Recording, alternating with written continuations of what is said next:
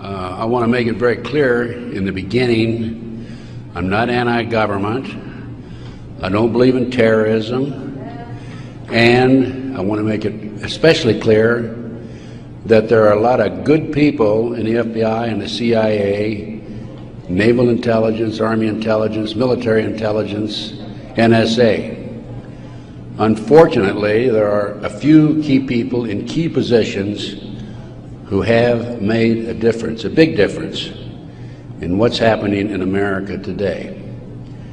So, looking back, my personal experiences, I retired from the FBI March 1979. At that time, I was in charge of the FBI Los Angeles division. I had more than 700 personnel under my command. The Attorney General of the United States, Griffin Bell, asked me after I retired if I'd coordinate security for the Pan American Games. I did. I was a consultant in the 1984 Los Angeles Olympics. I was a consultant for former Governor Jerry Brown, California Narcotic Authority. So I do have credentials. My first major and credibility, believe me. Now, if you read the internet, you may not think so, because there are some heavy-duty FBI informants out there like Stu Webb and Barbara Hartwell, who are MK-Ultra mind control victims, CIA mind control victims, who are making all kinds of disparaging remarks about me. But I don't want to deal with those people, because if you read their material, you'll see that it's designed to discredit people like me, former State Senator John DeCamp, and other leaders who are trying our best to expose what's happening in America today, and actually around the world. Let's go back to 1776, May the 1st. Adam Weishoff was commissioned by the Rothschild family to set up the goals to control and take over the world with a one world government. Adam Weishoff came up with 25 goals. Among these goals were control the press, corrupt the youth through sex and drugs, elect our own people meaning the Illuminati, to key positions in all levels of the government, city, county, state, and federal. And it goes on. The final goal was to take over the world, the one world government. Information is very well documented by William Guy Carr in his book, Pawns in the Game. When I retired, I had no idea what was going on. I had no idea about the Illuminati. I had no idea about Adam Weishoff. However, my first major investigation when I returned from Puerto Rico was a Dr. Jeffrey R. McDonald case. He's a former Green Beret doctor who was convicted of murdering his wife and 2 children at Fort Bragg, February 17, 1970. He'd been tried and convicted and sentenced to 3 consecutive life sentences. I was asked by the defense team to investigate the case because they claimed that Dr. McDonald was innocent. I said I would, but if I learned that he murdered his wife and 2 children, I would discontinue my investigation, no longer become involved. I want you to know I'm still working for Dr. McDonald.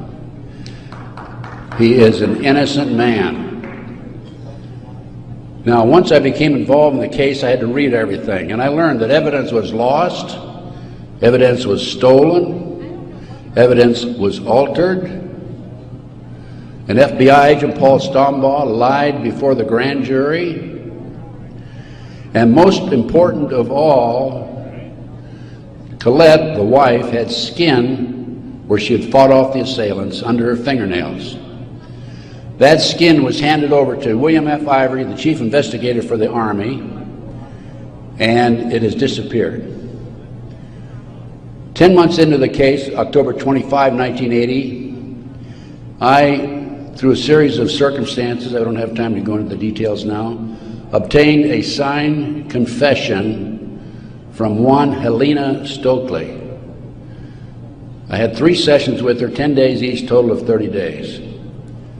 Helena told me that Dr. McDonald did not commit those crimes, that they were committed by her satanic cult group.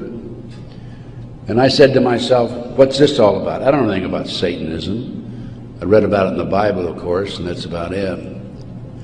But as I delved into the case, I learned that drugs from Southeast Asia were being flown into the United States to various military bases in plastic bags in the bodies of the dead GIs. I further learned from Helena that her satanic cult group was involved in distributing these drugs up and down the East Coast. They were mad at Dr. McDonald because he was abusive to the cult members and the GIs who went to the civilian hospital where he was moonlighting for relief of some sort. So they went in and attacked him that night. There were a total of 7 involved in the crime. She named them all for me. Right now, today, I know where some of them are located. But to further check and document this, I went to the UCLA library, and I found out, in fact, in the Time magazine, January 1, 1973, there was an article about bringing drugs in plastic bags in the body cavities of dead GIs.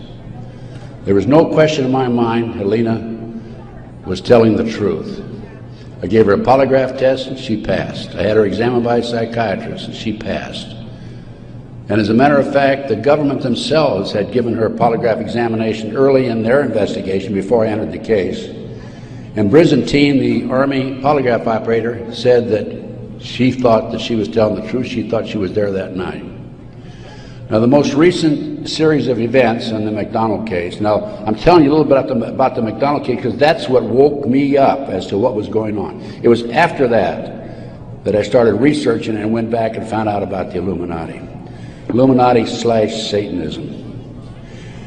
It was after that I learned considerable more about what was going on. And the most recent information, Dr. McDonald, who's been in the penitentiary for some 25 or 26 years now, appeared before a parole board just 2 days ago, his first that he's ever appeared before a parole board. And the reason he had never appeared before is because, in his opinion, had he appeared before, it would be an admission of guilt. In this particular instance, he still claimed he was innocent, but he did appear before the board because he's a newlywed individual with a woman named Kathy. And of course, if you read the papers in the last 2 days, his parole was turned down, and the parole board made him eligible for another hearing in 15 years. This poor man not only lost his wife and 2 children, he has served 25 years in the penitentiary and another 15 years to go. He's 61 years old. I am still working the case. What are the latest developments on the case? In 1997, the judge, federal judge, agreed to do DNA tests. And they chose 15 individual pieces of evidence to be examined. However, the judge said that when you open the evidence envelopes, only the prosecutor can be present. Well, they opened the evidence envelopes. The prosecutor did. How many do you think were empty? 5. 5 evidence envelopes were empty. The skin under Colette's fingernails would have established Dr. McDonald's innocence alone.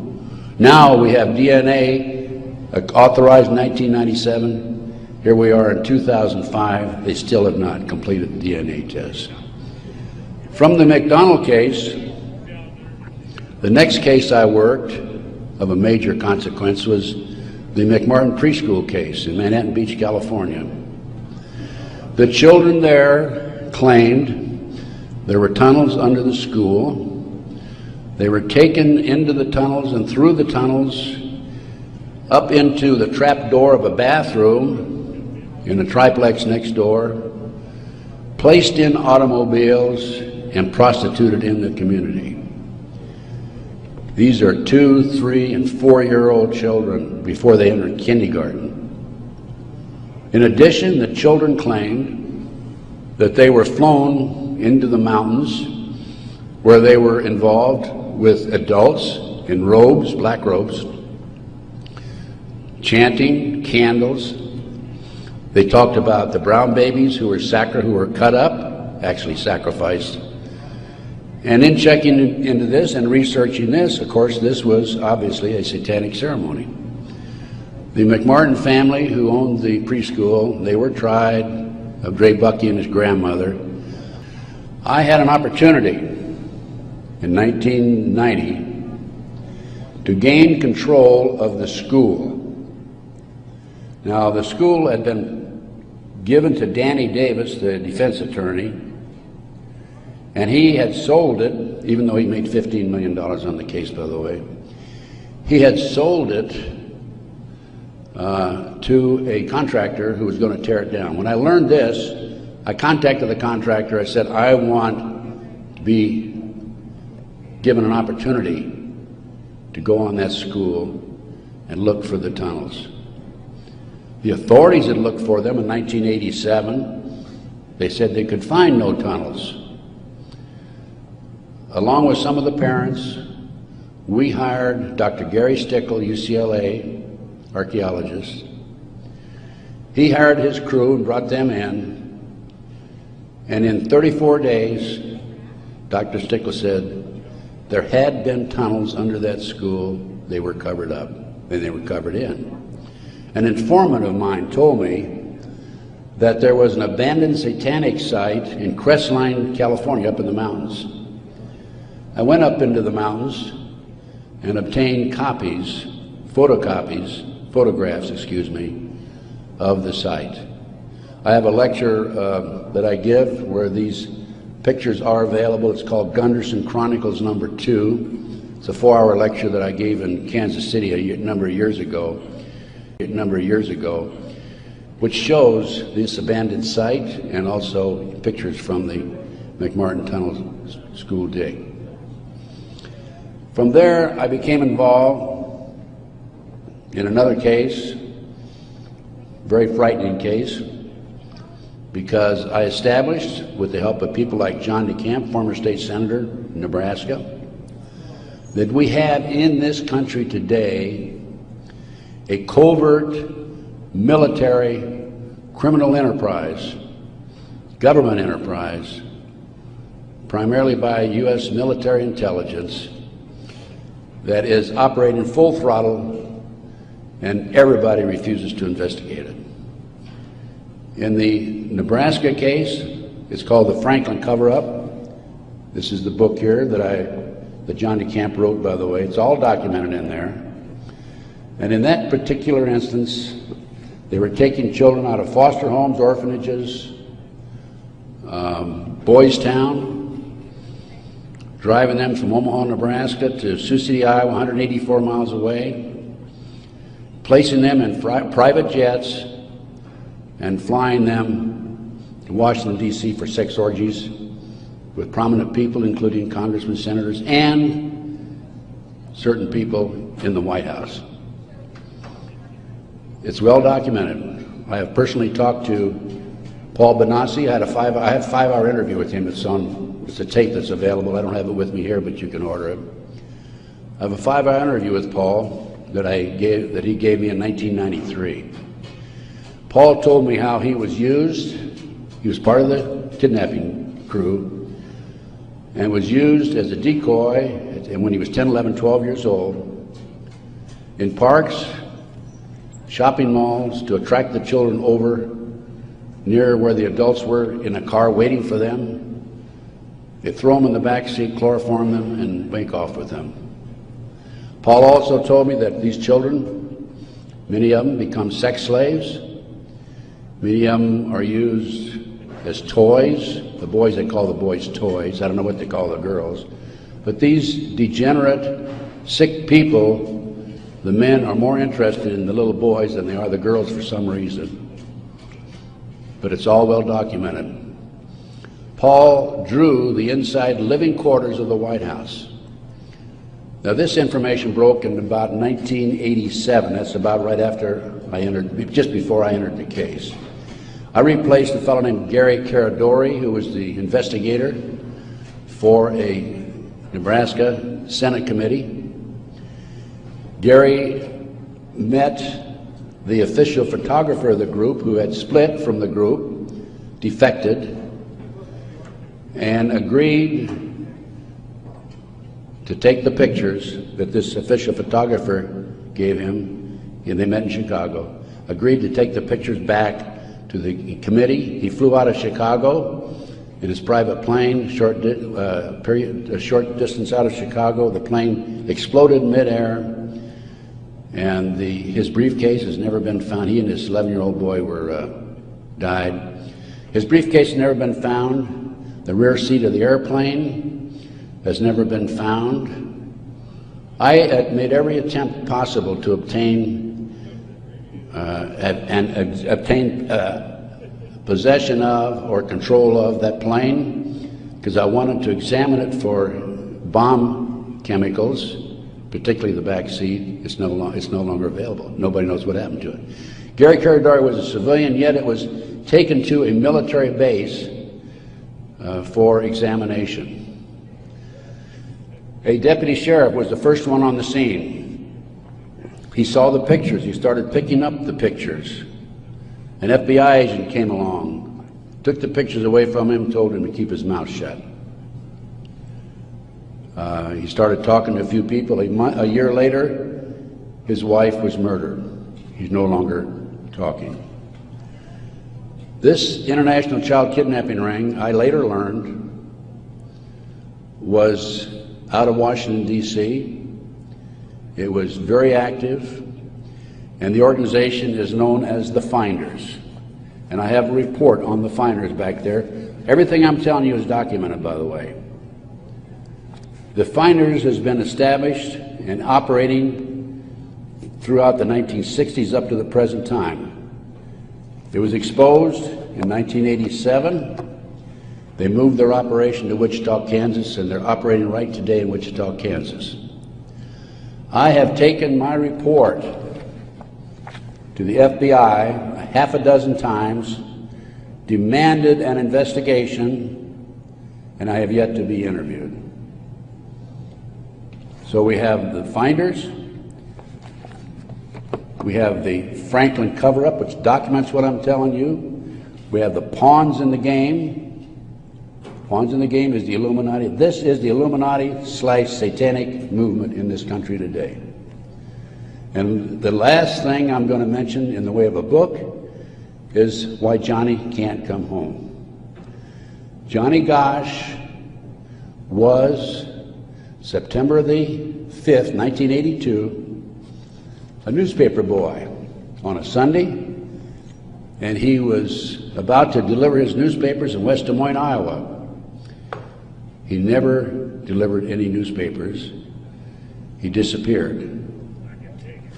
The mother, Noreen Gosch, was dumbfounded, didn't know what happened, demanded an investigation of the FBI and by the West Des Moines Police Department. The chief of police in West Des Moines said to her, even though he's disappeared, we do not have any witnesses who saw him being grabbed and placed in a car or being taken control of.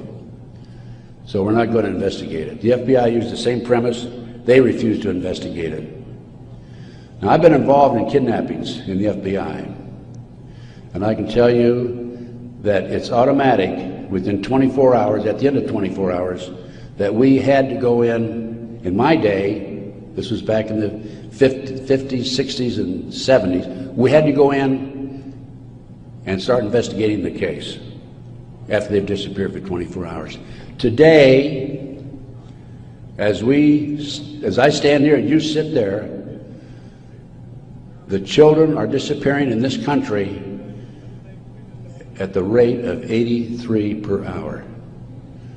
That's over 700,000 children a year.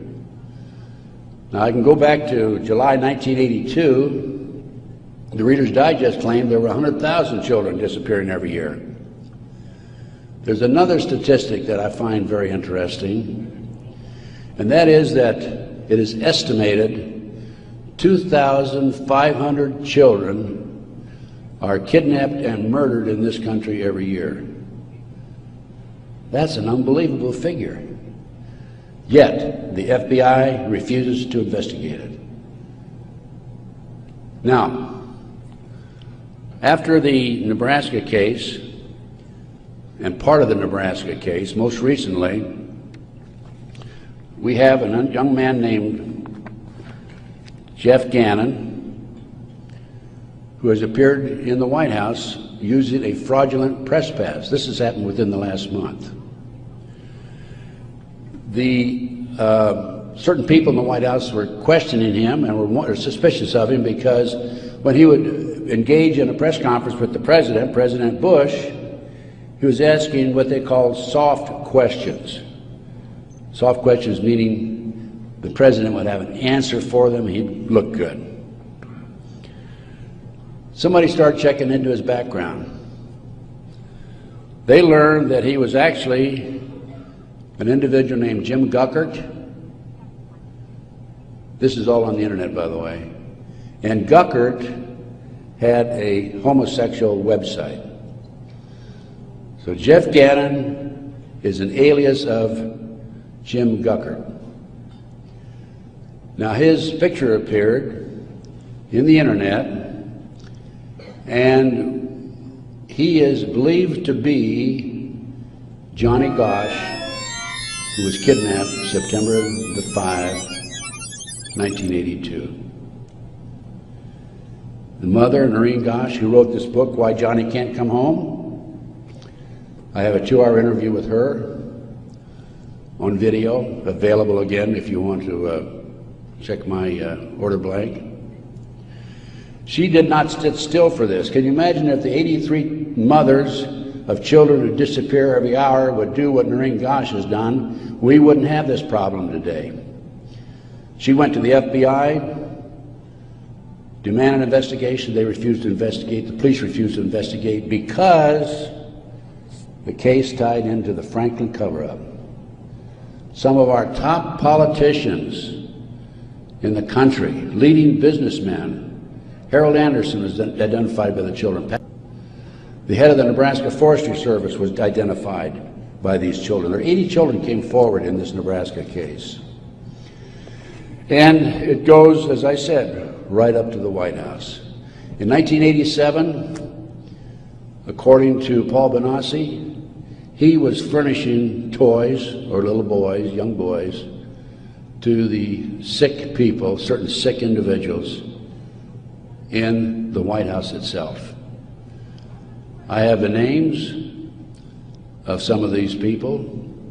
No need to mention it here. Some of them are mentioned in the Franklin cover-up. But it does appear that Jeff Gannon is, in fact, Johnny Gosch. Noreen Gosch, the mother, has looked at the pictures. She believes it's Johnny Gosch because he has a scar on his right cheek about the size of a nickel. It's white. Gannon has a scar there also. Little Johnny Gosch had a birthmark on his left chest about 8 inches long.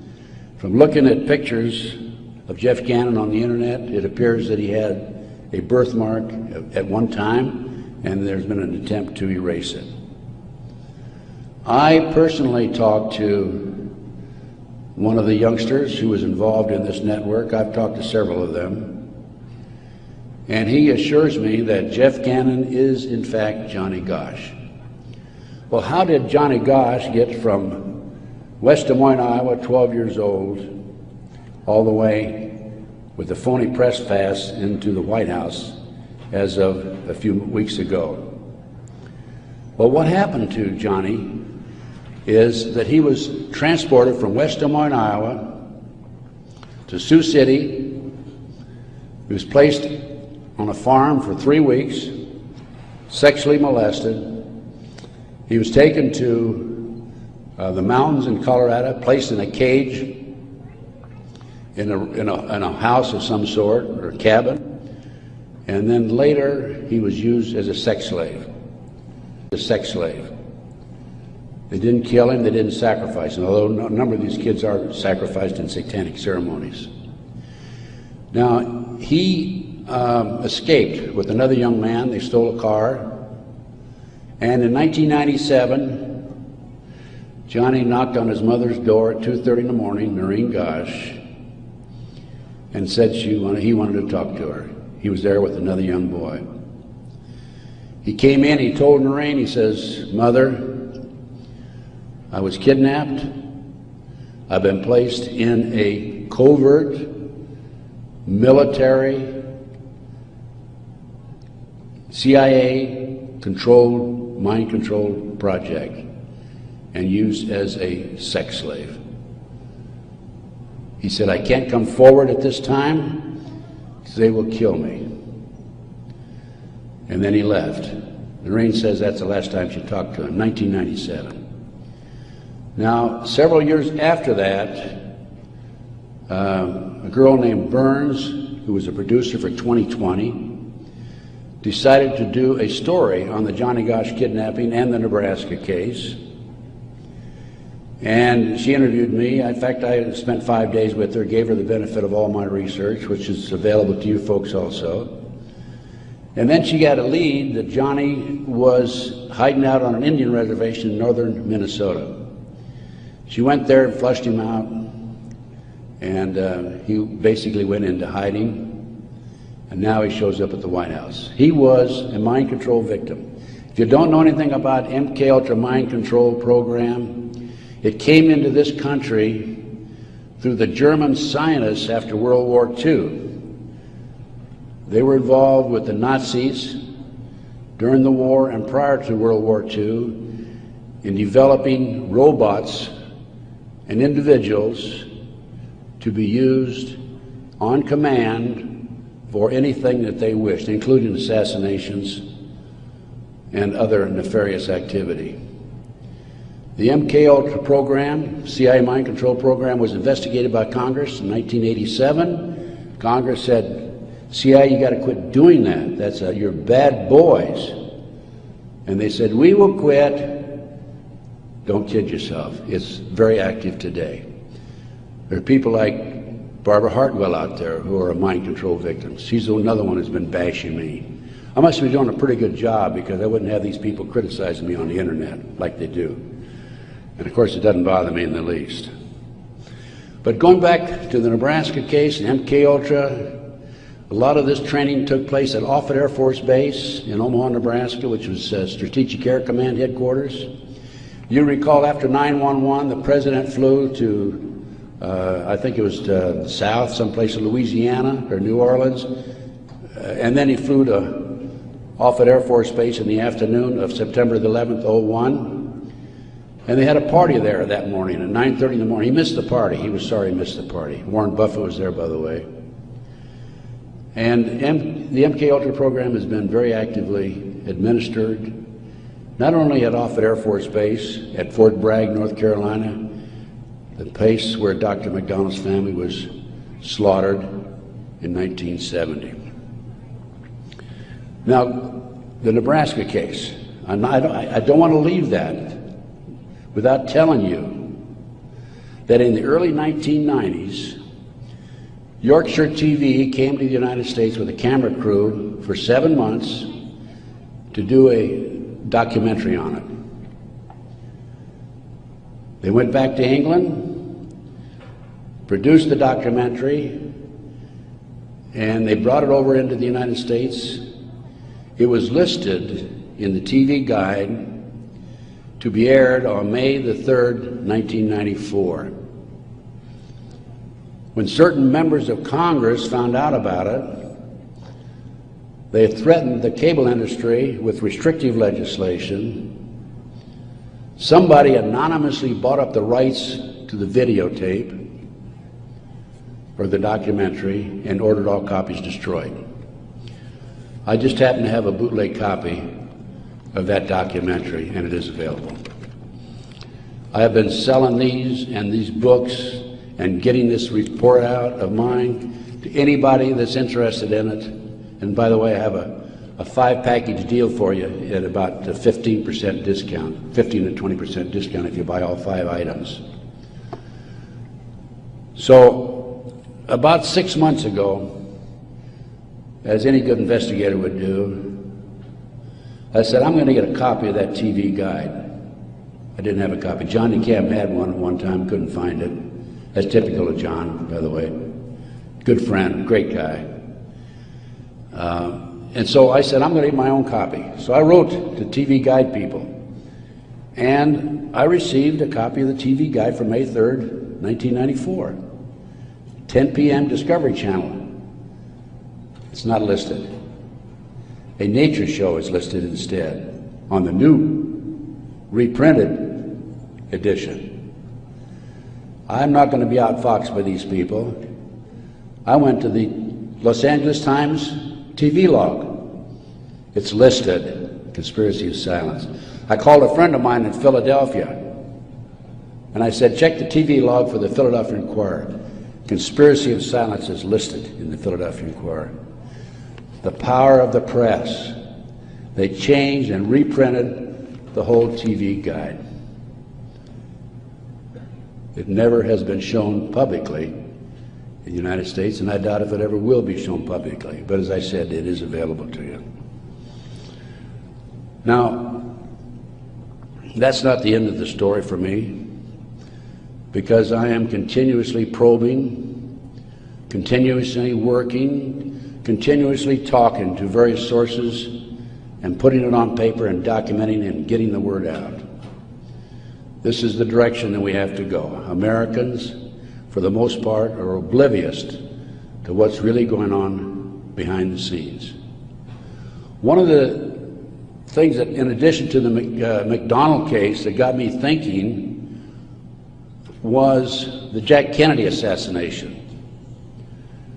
So I checked into that, and by the way, I used to be in charge of the FBI in Dallas, and also I was in charge in Los Angeles after Dallas. So in checking into the Jack Kennedy assassination, I learned, no question about it, that it was a joint hit by the CIA and the Chicago mob. Sam Giancana, head of the La Cosa Nostra in Chicago, 3 days before he was to testify before Congress, was shot and killed, murdered. This encouraged me to do some more checking into some of these national terrorist acts that have taken place and other cover-ups in the United States. I interviewed the naval intelligence officer who on December 4th, 1941, received information that the Japanese were going to bomb Pearl Harbor. We had broken the secret code of the Japanese. He told me personally, on December the 4th, he gave it to his superiors. They passed it up the line. After Pearl Harbor, he was subpoenaed to testify before Congress. His boss called him in and said, don't worry about it, don't respond to the subpoena. Someday you'll know why. He never did testify before Congress. And he recently passed on, by the way. So we have not only a cover-up in these other areas, but looking at the national picture, Pearl Harbor. And look at Waco. The military was involved in destroying and shooting and killing, and also the FBI, women and children in Waco. They used tanks, military tanks, in violation of posse comitatus, which is a law that says the military cannot be used to enforce a civilian population. They got away with it. There's an interesting story. I did some research on Waco. As I've told you, I've done a lot of research. And in many instances, I've not only been there, I've done that, and I've been on the scene. I've spent most of my retirement money investigating these matters, including Oklahoma City, and I'll go into that in just a minute, 911 and so forth. But in Waco, there were 4 BATF agents who were shot and killed. Some of the Branch Davidians were tried, sentenced for these, quote, murders, and are serving prison terms today, probably for life. In researching the 4 BATF agents who were shot, I learned every one of them was shot in the head. Now, for those of you who have been in the military, that's a sniper shot, no question about it. One of them, the bullet, the trajectory of the bullet was from above, down through his lip, and into his body, probably from a helicopter. It's interesting to note that these 4 men, BATF agents, at one time were all bodyguards for former President Bill Clinton. That was Waco. Ruby Ridge. Randy Weaver was set up by a BATF, Bureau of Alcohol, Tobacco and Firearms, informant. He bought a shotgun that was about 1/4 of an inch too short by law. They arrested him and served him with a warrant. He refused to appear before the courts, and they sent an army after him. Horiuchi, the FBI sharpshooter, shot and killed his wife while she was standing in the doorway. He used to brag about what a great shot he was.